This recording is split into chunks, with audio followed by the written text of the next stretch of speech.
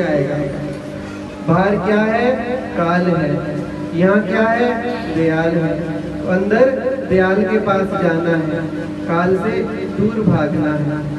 उसको परम दयाल जी भगा सकते हैं जब हम उनके नियमों पर चलेंगे। कि परम दयाल जी ने क्या फरमाया?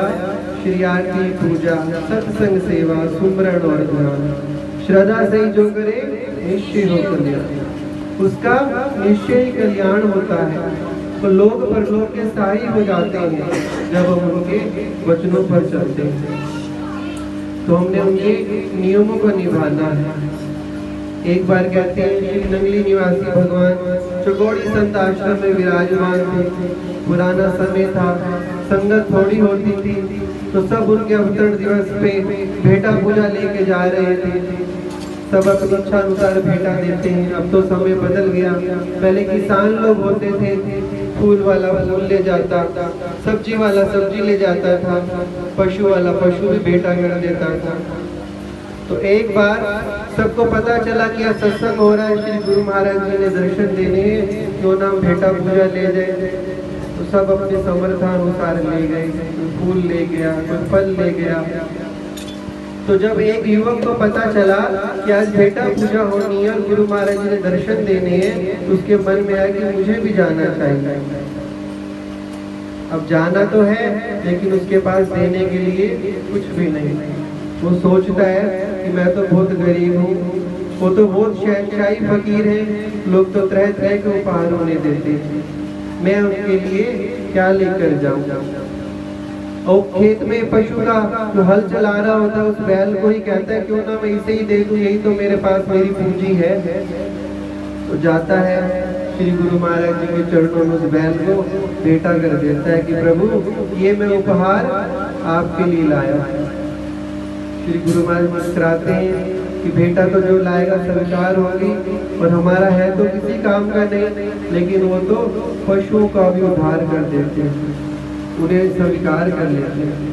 बोले ठीक है, रोटी बनाने के लिए लंगर के लिए पानी की व्यवस्था चाहिए होती है, तो कुओं से पानी निकाला जाता था, तो इसे कुएं पर लगा दो, सुबह शाम पानी खींचा करेगा तो लंगर की रोटी बने करेगा। अब उसको लगा दिया सेवा पर। अब जैसे सुबह शाम श्री आरती पूजा का समय होता, वो चलते चलते कुएं पे रुक जाता। अब कई दिन से लोग देख रहे थे, जितने भी भक्त थे, कि सारा दिन तो ये पानी खींचता है, और जैसे आरती का जयकारा बोलते हैं ये रुक जाता है। किसी को समझ ना आया। श्री गुरु महाराज जी के पास विनती की कि प्रभु वो जो बैल भेटा पे आया था, सेवा तो खूब करता है, पर जब आरती का जयकारा बोलता है, ज्योत जलती है, तो वो रुक जाता है। वो तो जानी जान थे। तो वो मुस्कुराने लग गए, बोले कोई बात नहीं, उसे श्री आरती पूजा के टाइम कुछ मत कहा करो, उसे रुकता है तो रुकने दिया कर। फिर सबने विनती की प्रभु वो बात तो ठीक है, लेकिन ये क्या रहस्य है, ये क्या लीला है जो पशु रुक जाता है, उसे क्या पता आरती का टाइम है, वो तो पशु है। इंसानों को पता होता है, गुरुमुखों को पता होता है, चलो कुटिया आरती का टाइम हो गया या घर में समय हो गया, ज्योत जलाओ। पशु थोड़ा आरती करते हैं।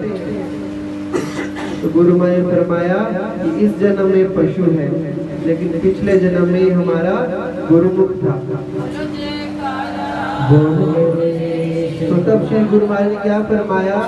नंगली निवासी भगवान जी ने कहा कि हमारे दरबार की बहुत सेवा करता था, लेकिन मनमानी करता था। हम इसको बहुत समझाते थे कि गुरु की आज्ञा में चल, ये नहीं माना, तो अब ये पशु की योनि में चला गया।